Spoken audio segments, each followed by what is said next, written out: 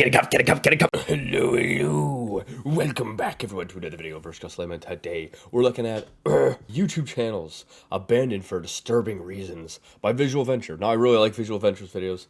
And with that being said, the original link's in the description. Make sure you guys go subscribe to Visual Venture. Without any further ado, let's begin. I think a Daddy05 YouTube channel was like abandoned at one point, and that's, I think, because there was a lot of... And even though he tried to come back, or maybe they got banned, I don't remember. Why would someone grow a channel from 0 to millions of subscribers only to abandon it? It's a great question. Do I know anyone like that? Today we'll dive into the creepy, tragic, and shocking reasons why amazing YouTube channels were abandoned, starting from the least to the most disturbing reason. I'm Visual Venture, and you are awesome. Snakebit McGee. Maybe I should start like halfway through this, because this is so long, I'm not going to react to the whole thing, but I want to see the craziest stuff. We'll do the first one, I'm going to skip a couple, and then we'll go on from there. To most people, Snakebit McGee was just a channel about hiking, but in reality, it was much more than that. The man behind the channel was Kenny Veach, I think I know this guy. Is this the guy who like found some weird cave and then disappeared? Experienced hiker. Kenny filmed himself hiking through the this is Nevada and California deserts and uploaded the videos to YouTube. He is big. Look at the horns on that guy. That's why I love coming out here. You never know what you're gonna see. But hiking through these deserts was more dangerous than viewers realized. The heat is extreme, with temperatures hitting 134 degrees Fahrenheit. There's also little water, so dehydration can occur in a matter of hours. I don't mind, you know, going for a hike or whatever, but to go way out of your way and then way into the middle of the desert to do that, that seems like a bit too much commitment for the hiking.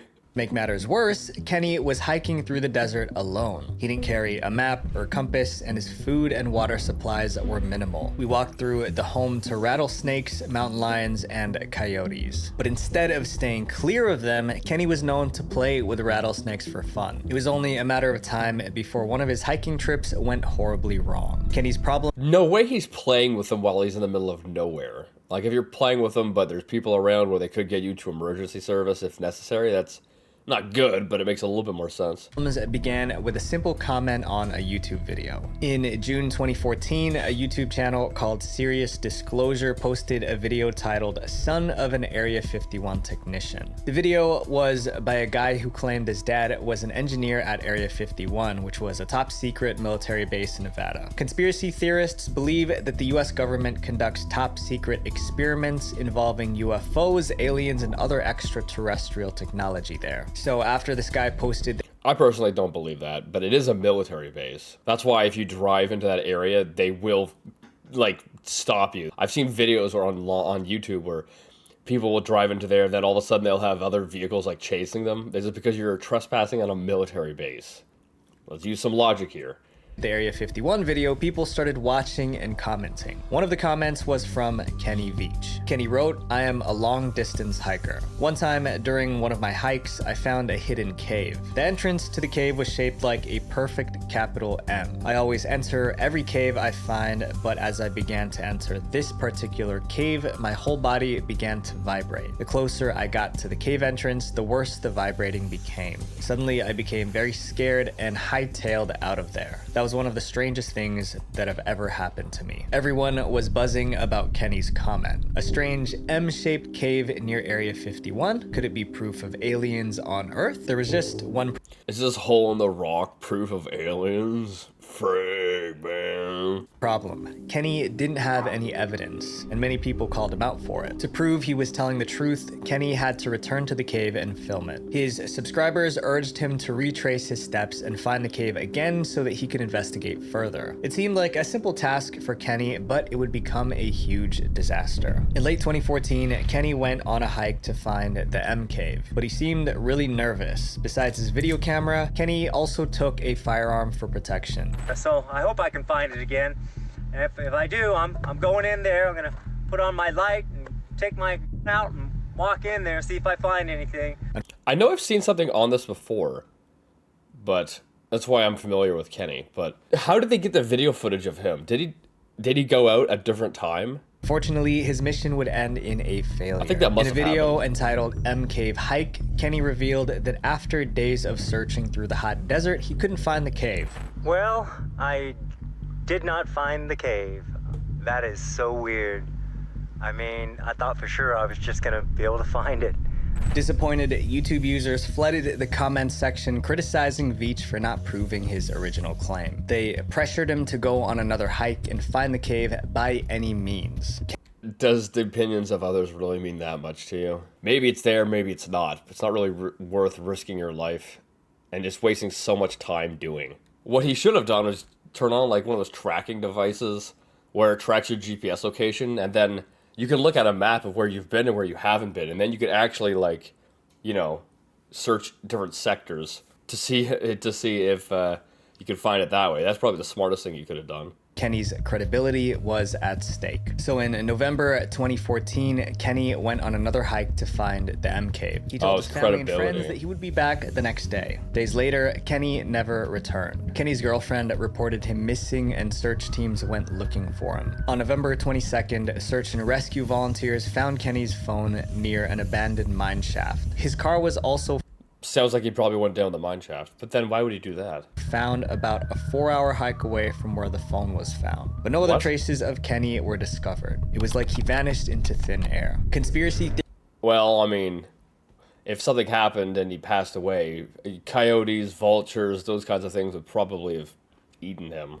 theorists went wild. Many people believed Kenny found the cave, but then the government locked him up to keep their secrets safe. The rumors intensified when Kenny's comments on that Area 51 video were mysteriously deleted, with one person saying, "Kenny's comments are removed. Why? I was digging up more information about M Cave and what happened to Kenny. I truly now think the government has something to do with Kenny's disappearance. Kenny still hasn't been found, and I mean, that is odd, but at the same time, if it did have something to do with it, wouldn't they also delete that comment directly implicating them?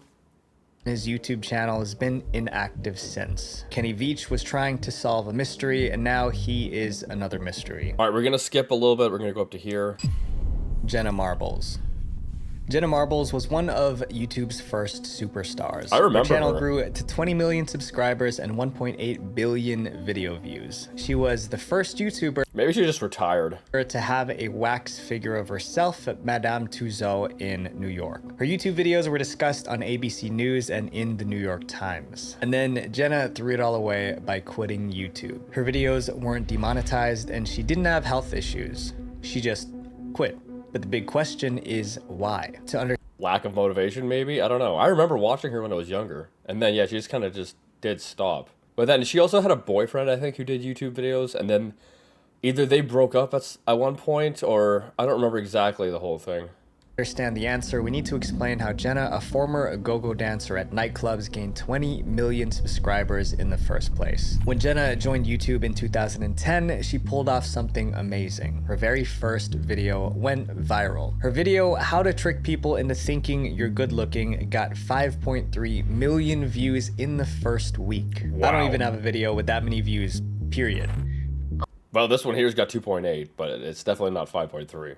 Hello there, friends, and welcome to my tutorial on how to trick people into thinking you're really good looking. Her follow-up videos were also successful. How to Avoid People You Don't Want to Talk To was featured in the New York Times and ABC News, giving her national attention. Young woman who is the queen of clicks. Her YouTube videos have been viewed by more than 1 billion. Jenna's fame skyrocketed in the next couple of years. She joined a top talent agency, made t-shirts with her most popular phrases, and was an executive producer for a Hollywood movie. And of course, What? For a Hollywood movie? Just because you make YouTube videos doesn't mean you're really, say, qualified for that. I mean, unless you have some kind of, you know, there are YouTube channels that specify or their specialty is like visual effects and stuff. That would make sense. But to have someone who just makes skits direct a Hollywood movie?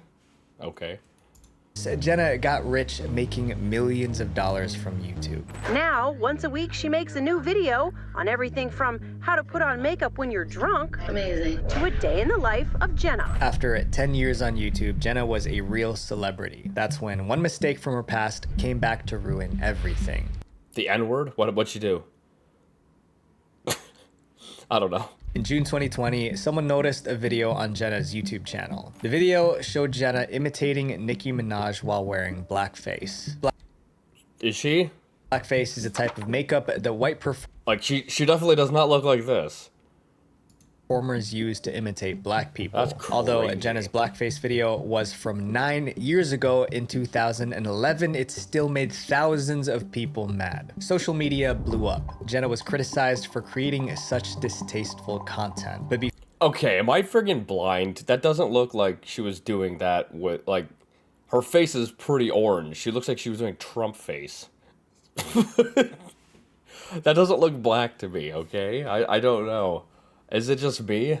before she could even apologize, they found more offensive videos on her channel. There was another 2011 video where she makes derogatory comments about an Asian man, and a 2012 video where she made hurtful comments about females. After receiving That's so stupid. Like, was it a joke or, like, legitimate, like, racism? Because I make a lot of crazy jokes, dude, but I never mean anything out of malice. Because I just like making funny jokes, and I like walking the line. There's a lot of jokes are on that boundary, right? I like trying to walk the line. Sometimes I say things might be a little bit over the line, but I try to walk that line. But, like, was the stuff she's saying jokes or not? Receiving a barrage of negative comments on social media, Jenna decided to post an emotional apology video. And I try to make fun content, inclusive content, things that don't offend people or upset people. She said, "I just want to tell you it was not my intention to do blackface. It doesn't matter. All that matters is that people were offended." People get offended at the dumbest stuff, though. Let's be real. If this happened nowadays, if this whole controversy came to light right now, I think she might still be making videos. Just because, it seems like there's a shift happening where the edgy jokes are coming back and they're okay now. It seems like that, at least from what I've seen online, is that it seems like that's becoming it's more, as long as you're not doing it out of hate towards anyone, it seems like it's more acceptable nowadays. Back in 2020, people got canceled over the dumbest stuff. So maybe that makes more sense for back then. I don't know. "It's shameful, it's awful, I wish it wasn't part of my past." At the end of her apology, she announced that she was quitting YouTube. I don't think I'm having a good time. And it seems like maybe some other people aren't having a good time, so... People complain about everything. You're supposed to just focus on yourself. If you did say something really bad, apologize for it. Don't do it again and move on, right? For now, I just can't exist on this channel. Jenna's decision wasn't about taking a break. It was about the intense backlash. It was the way cancel culture attacked her. Although Jenna accepted her mistakes and deleted the offensive videos, the hate kept pouring in. It seemed people wanted to tear her down rather than give her a chance to change. Jenna felt her own... That's internet online behavior right there. It's never about the actual issue of what happened. It's never about, oh, you said this mean thing towards this group of people. You said that, and now I get shut up. I get permission to be mean to you. I get permission to hate you because you said this thing 9 years ago.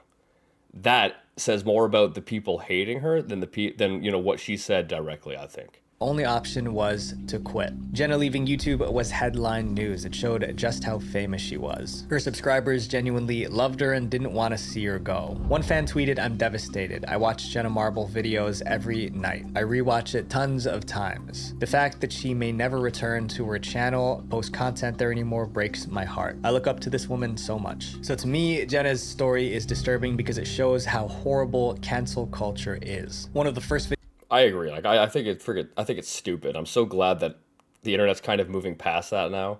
And yeah, like, if you did say something that's horrible, apologize for it. At the end of the day, you have to move on. You just don't stop your life right there and pack up. You move on, you learn from your mistakes, and you don't listen to people online who are Karens over the dumbest things. Shut up! videos that ever blew up for me was a video called "How Cancel Culture Destroyed an Entire Generation." She was canceled over something insignificant that she did 9 years ago, and she even apologized for it. Jenna abandoned her 20 million subscriber YouTube channel because the hate was too much. And I don't blame her. When you put yourself out there online, you become a target. Just because Jenna has millions of subscribers and you don't doesn't change the fact that you can become a target too. Right now, as we speak, your data might be floating on... I think this is an ad. line for everyone to see. Go to joindeleteme.com/venture and use my code venture at checkout. The next YouTube channel was caught in a web of lies, betrayal, and revenge. It was like something straight out of a Hollywood movie. Stephen McCullough. YouTube channel Vote Saxon 07 ended due to a situation a judge described as one of the most complex cases she had ever come across. So this is actually like a legal thing? You got a judge involved? Vote Saxon 07 was created in 2015 by Stephen McCullough. Stephen filmed himself reviewing toys, collectibles, and merch from the science fiction series Doctor Who. He also reviewed merch from other popular franchises. Vote Saxon 07? What does that name have to do with what he was doing? I guess, I don't know, it seems like a kind of an odd name for a channel. Not like you can have whatever you want, it just seems kind of odd. This, for example, is my all-time favorite sonic screwdriver, the 11th Dr. Sonic. And I've created a whole new character. This is Drunk Dave. His channel grew slowly, eventually amassing around 37,000 subscribers. When he wasn't reviewing toys, Stephen live streamed himself playing video games. By the end of 2022, Stephen had a successful YouTube channel, a girlfriend, and a baby on the way. He Nice, you got the life right there. wasn't involved in any controversies or scandal. Life was good. Then one day, everything changed when Stephen was accused of taking someone's life. Stephen's girlfriend Whoa, that's a crazy accusation. was 32-year-old Natalie McNally. She was 15 weeks pregnant with his child. Although Natalie and Stephen both lived in the UK, they lived in different parts of the country. Around 9 a.m. on December 18th, 2022, Natalie's neighbors So you're having a kid with someone, but you're not even living with them? And but she's a girlfriend, not like a one-night stand? And it's in the UK. It's not like the biggest country ever. thought they heard a scream coming from her home. The scream stopped and the neighbors didn't call the police. The next morning, Stephen showed up at Natalie's home and found her body. Someone had taken her life. Stephen called the cops and they showed up a few minutes later. This was now a crime scene. Almost immediately, Stephen was ruled out as a suspect because he had a solid alibi. The previous night, which was when the crime occurred, Stephen was live streaming himself playing Grand Theft Auto. The thousands of viewers who watched his 6-hour live stream could vouch for him. Besides, Stephen had no motive. He was Unless it was pre-recorded. But if he's reacting to chat, then it wouldn't have been. I don't know. let off the hook as police focused on other suspects. However, it didn't take long for the cops to circle back to him because they realized His fingerprints were everywhere? Which, I mean, in a relationship, you kind of expect that. Stephen had one of the strongest motives to want Natalie gone. During the investigation, the police checked Natalie's emails and text messages. When they scanned her phone, they found something interesting. 3 days before she died, Natalie exchanged 33 WhatsApp messages with an ex-boyfriend. Ex-boyfriend. Oh, that explains living apart. Stephen found out. Natalie's family told the cops that she gave Oh, no, it was a different ex-boyfriend. Or a different boyfriend. Stephen the passcode to her phone when they started dating. Phone records also showed that on the night before Natalie passed, her phone was unlocked 9 times. The cops suspected Stephen read the messages between Natalie and her ex the night before the crime. This wasn't enough to arrest Stephen, but That definitely does not look good, though. If a man gets cheated on, or a woman gets cheated on, the reaction that they have, a large percentage of the time, is violent or chaotic. It is never great. This 100% makes sense that it would be him, but I mean, if there's not enough evidence, you cannot say that. it motivated the cops to take a closer look at his alibi. And what they discovered was so diabolical, it made Stephen look like a criminal genius. Stephen's alibi was that he was live streaming for 6 hours on the night of the crime. But when the detectives reviewed the footage, they noticed so many red flags. Typically, during a live stream, the streamer can see messages from viewers and respond in real time. Exactly. So if he's not responding, then there's an issue. But during Stephen's live stream, he told viewers he could not interact with them live due to technical issues. Fake news. He then made repeated references to the time being at home and broadcasting live. It was pretty weird how he kept emphasizing that he was live. Okay, wait, let me see this. Hey, and we're live. That's the fun of being live. So I just thought, why not? I'm gonna do a live stream. Cyber experts were invited to analyze the live stream footage.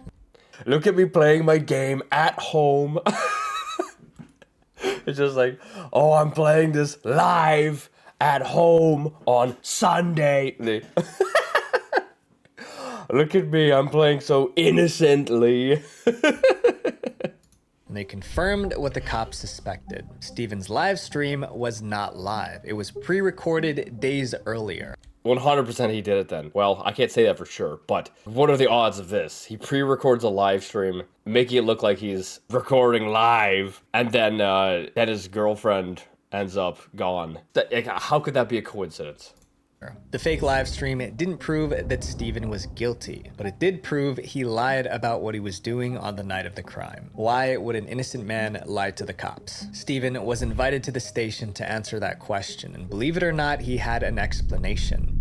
Hopefully it was good. Like, because yeah, it does not mean he's guilty, but you lying about being live, and then that same day, or, you know, while you're apparently live, your girlfriend gets taken out. That just does not sound right. After he was presented with evidence that he faked the live stream, Steven quickly changed his story. He acknowledged he was not live streaming on the night of the crime, but he said he was instead drinking in his house and fell asleep. Steven had no witnesses to support his alibi that he was drinking at home. Police also found CCTV footage showing a man who looked like Steven taking a taxi near Natalie's home the night of the crime. Steven was now the prime suspect. He was accused of plotting against Natalie after finding her texts with her ex and creating a fake 6-hour live stream to cover it up. Steven McCullough was arrested on January 31st, 2023 and pleaded not guilty. His trial was set for September 2024, which...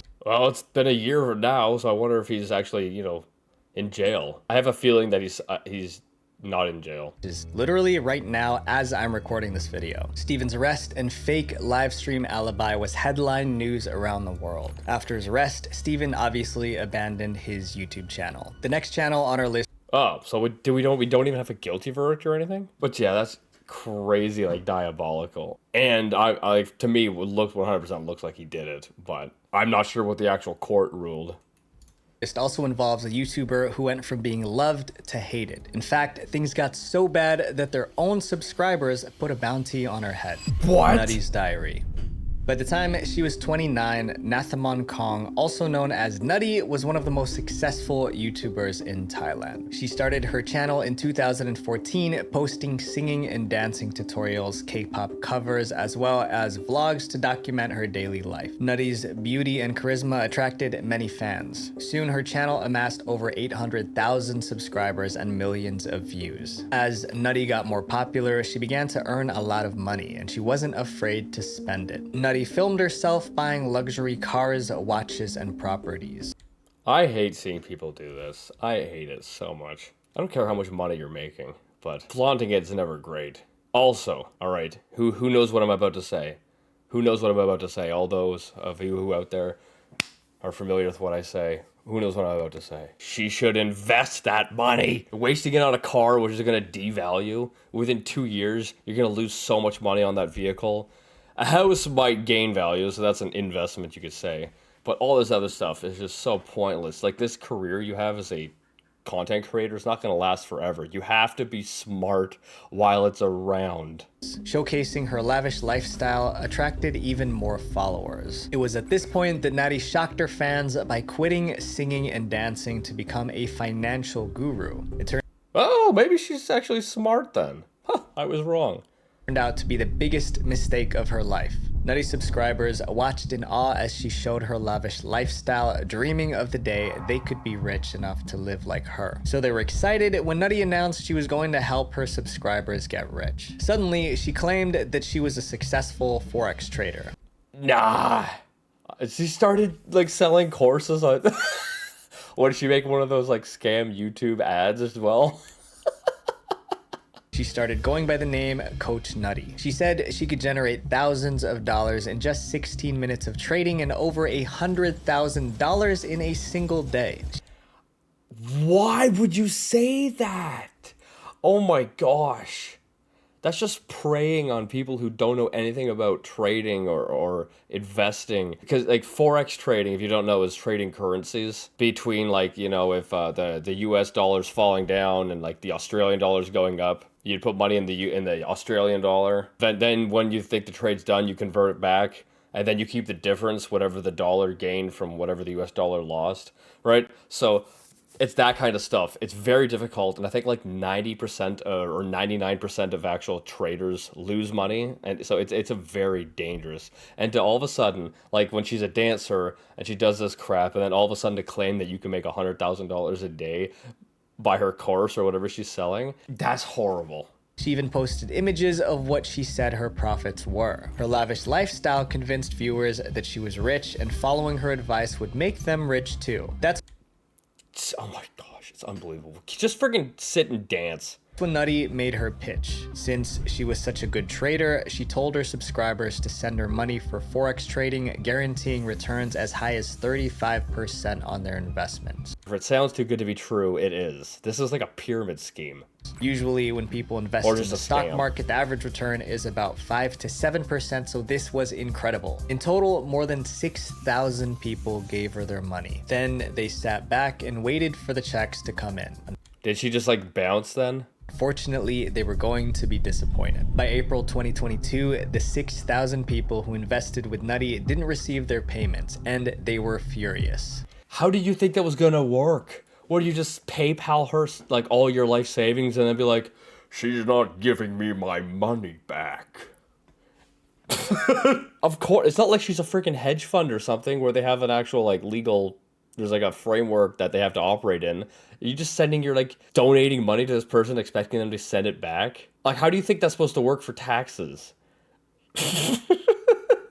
Hundreds of them filed complaints demanding their money back. However, Nutty's response was far worse than they expected. She starts dancing again, but this time she's doing the Fortnite L thing. In an Instagram post, Nutty claimed that she lost all her investors' money after a huge mistake in I clicked sell instead of buy!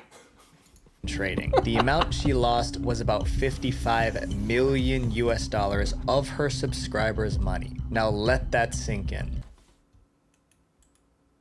Yo, 55 million she just lost? That's she's just saying that too. Like maybe she didn't even invest it. She just has it in her own stuff and that was it.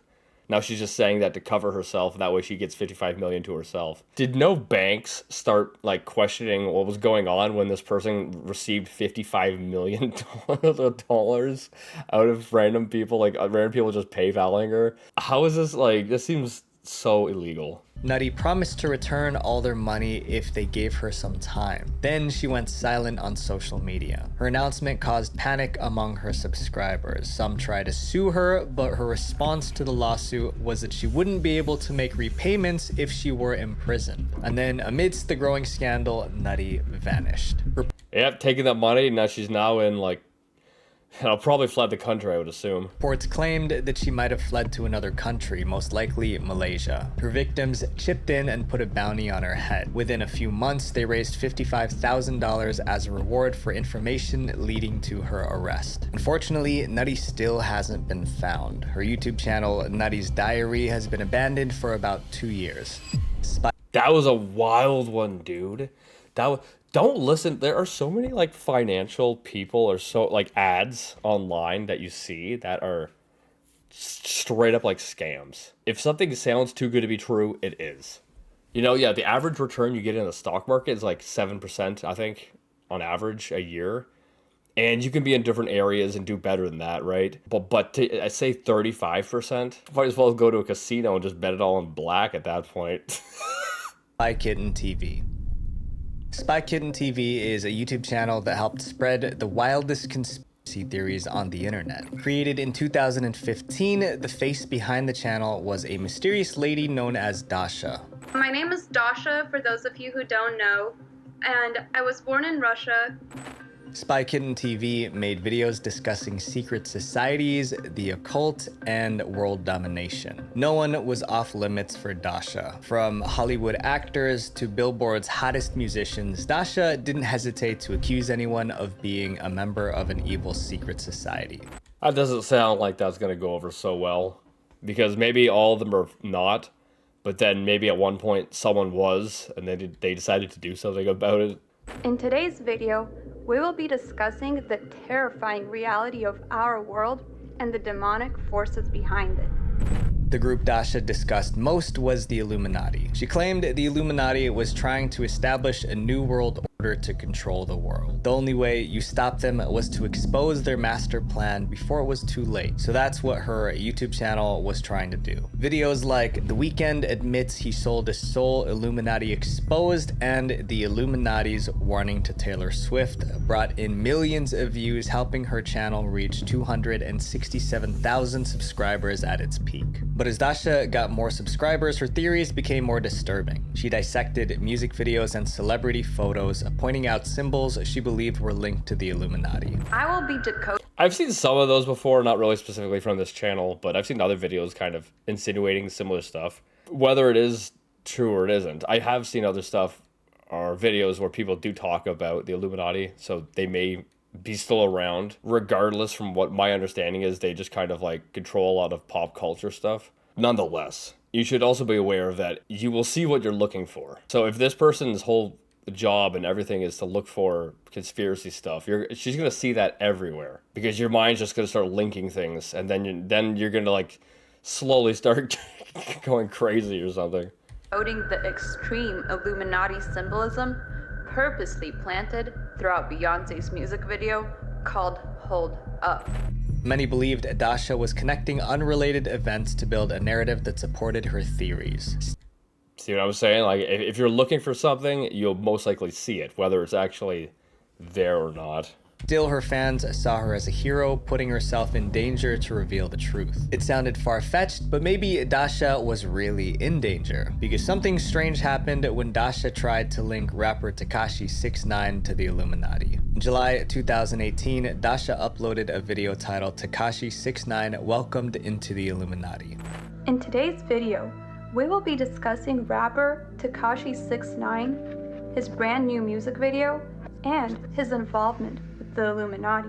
Yeah, like as I said, from my understanding, the Illuminati, if it's still around, because it was a thing, and then apparently it got disbanded, but you can't really do that. Like, you could take away the people in it, but the ideas are still there, so other people will continue it. So if it is still around, from what my understanding is that it's to do with like pop culture and musicians and whatnot and that kind of stuff. That's not really the powerful people in this world. These people are, you know, they have influence, but we're talking like you need people who are like Bill Gates.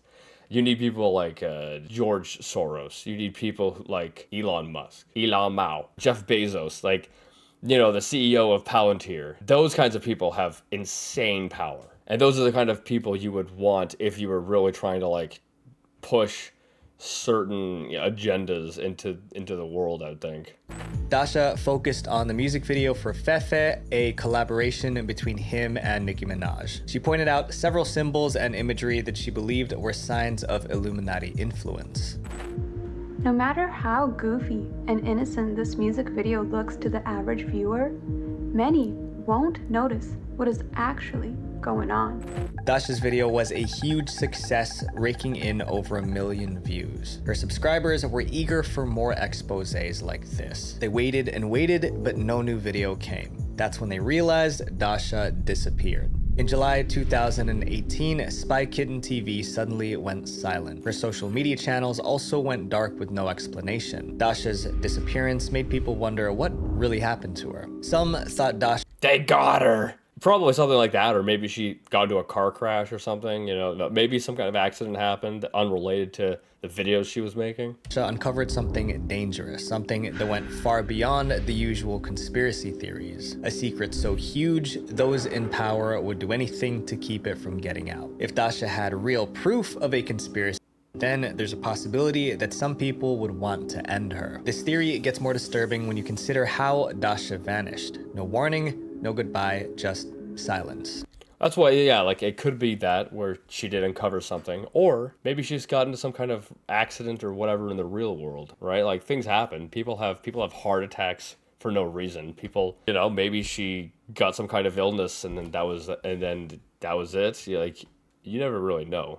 Some try to suggest a more innocent explanation. Maybe Dasha decided to take a break from YouTube, but why would a YouTuber who was so committed to her mission take such a long break without telling her subscribers? Yeah, no, that doesn't make sense. That would not be the case. Fans dug into Dasha's personal life and uncovered another clue. Right before she vanished, she was talking more openly about the Illuminati controlling world events. Her last 4 videos went all in on the Illuminati and got a ton of views. Her sudden silence felt too convenient. Yeah, like look at all these videos. These videos are just focused on pop singers. Like what the frig is The Weeknd gonna do about world politics or Taylor Swift? Yeah, they have money and they're powerful and they're in the music and the entertainment industry. But these people don't control large corporations like Palantir or OpenAI or like, you know, and name any of these massive corporations which are changing the world. And you know, or these other corporations which donate to political parties to get them to go and vote in their favor. Like, these are just musicians. To be a coincidence. 5 years have now passed since Spy Kitten TV was abandoned. And with each passing day, Dasha's subscribers are more convinced that she was silenced. Maybe one day we'll know the truth. Our Nishu Deswal. Alright, so we're now moved on to the end. I've skipped a couple. So we're going to go straight to the last one, and this should be the most extreme one, because that's how the scale's going, so let's see how crazy this is. Nishu Deswal was one of the biggest YouTubers in India, and forgive me if I'm not saying his name right. His channel, HRPB Tractors, had more than 1.5 million subscribers and amassed... More than 1.5, but it has 2.9? I mean, I guess you're right. 300 million views, with his most watched video garnering 25 million views. Wow. Nishu's content involved performing stunts with tractors. His most popular videos showed him driving his tractors through mud pits, streams, and hills. However, Nishu's most thrilling... That's a crazy niche to get into. Stunt was doing a wheelie. Keep in mind, this was on a tractor. These stunts were risky, which made his fans admire his skills even more. But sometimes things don't go as planned. There were times Nishu nearly lost control of the tractor during his stunts, but his quick thinking helped them recover just in time. Is this a roll bar? Because you're definitely going to need a roll bar if you're doing wheelies and crap on a tractor. Sometimes his tractor would even flip over during a stunt, but he always managed to escape with minor injuries or none at all. Despite these close calls, Nishu kept pushing the limits, until one day, the thing everyone feared finally happened. On February 26th, 2024, one of Nishu's favorite stunts went disastrously wrong. While attempting a wheelie, the tractor he was driving wobbled and tipped over. Despite everyone's best efforts to rescue him, he didn't make it. Nishu was only 22. That's not really, I mean, that's a sad ending, but that's kind of like, I guess it's abandoned for a disturbing reason, but it's not like it's a mystery though. So far, the other ones have all been kind of mysteries. My friends, it's important to remember that behind every YouTube channel are real people with real issues. As I climbed up in subscriber count, I think people forgot that I'm literally a random guy that sits behind his computer and makes videos. I make mistakes just like everyone else, and negative comments get to me. So make sure you guys treat the YouTubers you love with respect, because that's right, respect me. They may not be here forever. Visual. It's important to realize people are still people, and that, yeah, we all have a finite time on this planet. But yeah, anyway, I hope you guys liked this video. I think it was pretty good. I enjoyed it. The last one though, I feel like that one shouldn't be here, because although it's a sad thing that happened, it's also kind of not expected, but when, you know, if you're doing crazy dangerous stuff, I've seen so many people online who've done stunts and then they don't make it because they're doing something dangerous. Or, you know, there was another YouTuber, I think like last year, who was like paragliding or something and ended up passing away because of an accident. You know, there was another couple where he got his girlfriend to friggin' shoot her in the chest with like a friggin' revolver, and he passed away. You know, in the ever pursuit of fame, a lot of people don't take safety into accountability, and you know, just bad things happen. But anyway, whatever. With that being said, hopefully you guys like this. Make sure you guys go subscribe to Visual Venture. If you're new, subscribe as well. And I'll see you guys next time.